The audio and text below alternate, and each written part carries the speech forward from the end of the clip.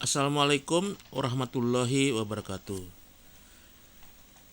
Saya akan menerangkan mengenai pengantar akuntansi 1, di mana bab pertama dari pengantar akuntansi 1 adalah dasar-dasar akuntansi.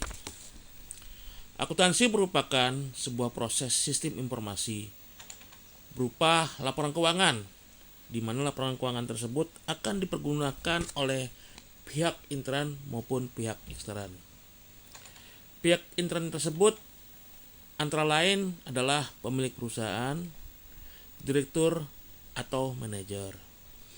Pemilik perusahaan membutuhkan laporan keuangan sebagai dasar untuk mengetahui seberapa banyak kekayaan atau aset dari perusahaan yang dimilikinya. Direktur atau manajer membutuhkan laporan keuangan untuk mengambil arah kebijakan perusahaan berjalan. Sedangkan pihak ekstern antara lain adalah investor, kreditur, dan pemerintah. Investor membutuhkan laporan keuangan jika ingin atau memiliki keinginan untuk menginvestasikan dananya ke perusahaan tersebut.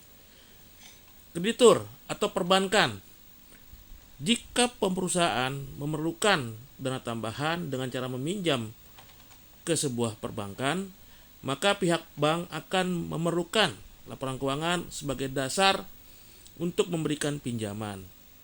Dan pemerintah memerlukan laporan keuangan sebagai dasar untuk pelaporan pajak. Baik, seperti yang saya utarakan tadi, bahwa akuntansi merupakan sebuah proses. Proses tersebut sering kita sebut siklus akuntansi, di mana awal dari siklus akuntansi adalah transaksi. Transaksi ada pencatatan ke arah jurnal umum. Jurnal umum akan diposting ke buku besar. Hasil-hasil buku besar akan dibuat neraca saldo sebelum penyesuaian.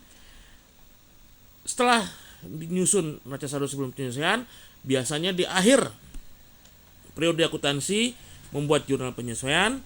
Dari jurnal penyesuaian akan menyusun neraca lajur atau worksheet, sehingga dari neraca lajur atau worksheet menyusun laporan keuangan, jurnal penutup, dan jurnal pembalik. Kembali lagi ke periode akuntansi selanjutnya adalah transaksi.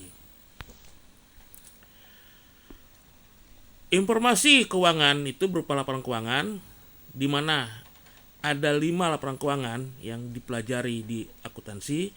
Untuk pengantar akuntansi cukup 3: laporan laba rugi, laporan perubahan modal, neraca, laporan arus kas, catatan mengenai laporan keuangan.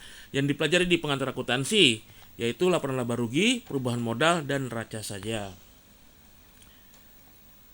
Persamaan akuntansi. Nah, sebelum kita memasuki sebuah siklus akuntansi, teman-teman mahasiswa harus mengetahui apakah persamaan akuntansi. Persamaan akuntansi adalah aktiva sama dengan pasiva, di mana aktiva itu terdiri atas aset perusahaan, sedangkan pasiva terdiri atas utang ditambah modal. Jadi persamaan akuntansi secara garis besarnya adalah aset sama dengan utang tambah modal, atau A sama dengan U tambah M. Aktiva atau aset sering disebut sisi debit, sisi sebelah kiri, sedangkan pasiva utang tambah modal itu di sisi sebelah kredit. Jika aktiva bertambah, mengalami penambahan, maka bertambah juga di sisi debitnya. Jika mengalami pengurangan, maka aktiva itu akan bergeser ke sebelah kredit.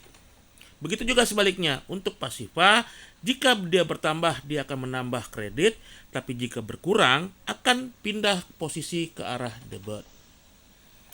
Nah, di akuntansi ada 3 jenis perusahaan yang dikenal, yaitu perusahaan jasa, perusahaan dagang, dan perusahaan manufaktur. Perusahaan jasa contohnya seperti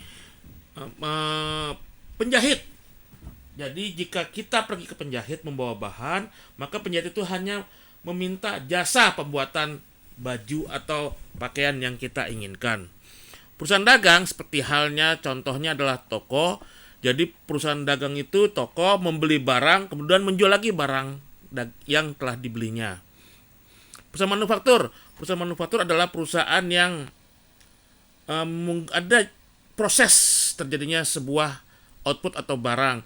Seperti contoh perusahaan toko roti, di mana tepung, air, gula segala macamnya mengalami proses menjadi sebuah kue.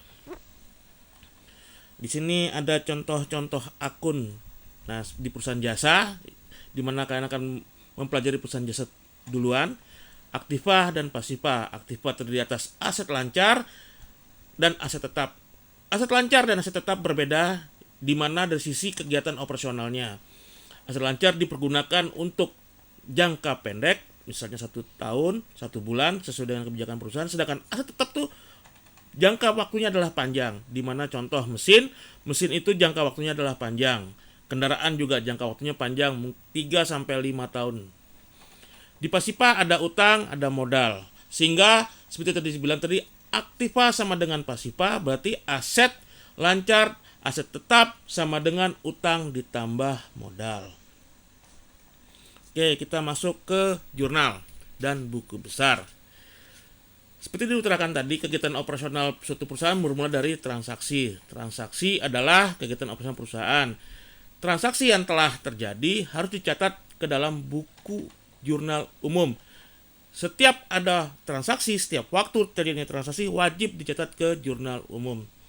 Contoh-contoh dari transaksi yang menjadi ke jurnal umum adalah seperti ini, di mana tanggal 1 Februari Tuan Thomas menyetor uang kas ke dalam perusahaan sebagai modal awal. Nah, di sini Tuan Thomas sebagai pemilik perusahaan menyetor dananya ke dalam perusahaan sehingga ada dana operasional perusahaan. Perusahaan mencatat penyetoran dari Tuan Thomas adalah sebagai berikut, seperti tanggal 1 Februari di jurnalnya, kas pada modal Thomas. Kalau secara akuntansi membaca jurnal adalah kas pada modal, di mana kata pada itu merujuk kredit. Oke, berarti perusahaan menerima uang kas dari Tuan Thomas, berarti bertambahlah kasnya. Modal juga bertambah di perusahaan sehingga kasnya 30 juta dan modal Tuan Thomas sebanyak 30 juta juga.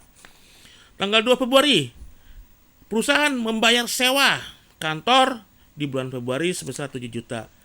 Jurnal yang terjadi berdasarkan tersebut adalah beban sewa kantor kepada kas. Dimana kalau membayar, perusahaan berarti mengeluarkan uang. Seperti tadi diutarakan, jika aset berkurang akan pindah ke kredit. Nah, kas merupakan salah satu bagian dari aset, maka kasnya berpindah ke sisi kredit karena berkurang. Karena membayar sewa, berarti muncullah beban perusahaan. Makanya beban sewa kantor pada kas sebesar 7 juta. Selanjutnya, tanggal 2 Februari lagi, membeli peralatan kantor, di mana sebanyak 10 juta perusahaan membayarnya secara tunai, sisanya nanti dibayarnya. Membeli berarti perusahaan mengeluarkan uang. Seperti tadi saya bilang tadi, jika perusahaan mengeluarkan uang dalam bahasa akuntansi adalah kas, dia berkurang akan pindah ke kredit. Kasnya di kredit. Apa yang dibeli? Peralatan kantor. Peralatan kantor merupakan salah satu bagian dari aset. Kalau kita beli peralatan, berarti kita bertambah peralatan kita. Ingat, kalau peralatan bertambah, aset bertambah, tetap di debit.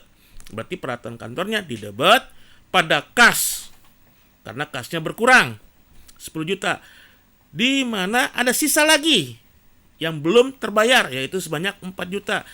Kalau kita tidak membayar, berarti kita namanya ngutang. Berarti jurnal yang akan didapat oleh perusahaan tersebut adalah peralatan sebanyak 14 juta pada kas 10 juta, utang 4 juta.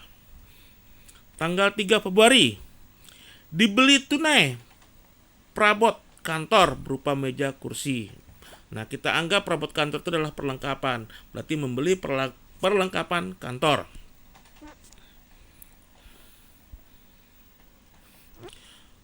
Oke, perlengkapan kantor merupakan salah satu bagian dari aset. Jika kita beli, berarti bertambah perlengkapan kantor kita. berarti perlengkapan. Membeli berarti mengeluarkan uang, berarti mengeluarkan kas, berarti perangkatan kantor pada kas. Nah, seperti itu contohnya, mungkin bisa kalian baca tanggal selanjutnya. Sekarang saya masuk ke buku besarnya. Setelah transaksi dicatat ke dalam jurnal umum, langkah selanjutnya adalah membuat buku besar atau memposting, memindahkan ke dalam buku besar. Langkah-langkah dalam menyusun buku besar adalah kita membuat bagan atau form yang bentuk paling sederhana adalah bentuk T. Setelah membuat bagan, membuat nomor. Nah, nomor itu tidak ada ketentuan pastinya, terserah bagaimana kalian teman-teman membuatnya. Misalnya tadi aset lancar itu dianggap nomor 1. Berarti sub bagian dari aset lancar, contoh tadi kas 1.1, piutang 1.2, perlengkapan 1.3, dan selanjutnya. Nah, kita memindahkan masing-masing akun sesuai dengan posisinya berdasarkan transaksi. Dan terakhir, langkah selanjutnya adalah menghitung saldo akhir masing-masing akun. Contoh ya, 1.1 kas. Kita lihat dari jurnal umum yang tadi kita buat, mana yang ada kata kasnya. Jika kas tersebut ada di sisi debit, kita tulis dia di sisi debit. Jika dia ada di sisi kredit, maka kasnya kita tulis di sisi kredit. Sehingga total seluruh kas itu kita tahu berapa saldonya. Begitu juga akun-akun yang lain. Nah, sudah saya buat ilustrasinya, silakan teman-teman mempelajarinya.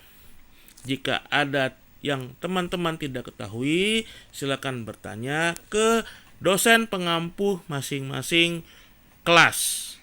Demikian penjelasan saya secara singkat. Assalamualaikum warahmatullahi wabarakatuh.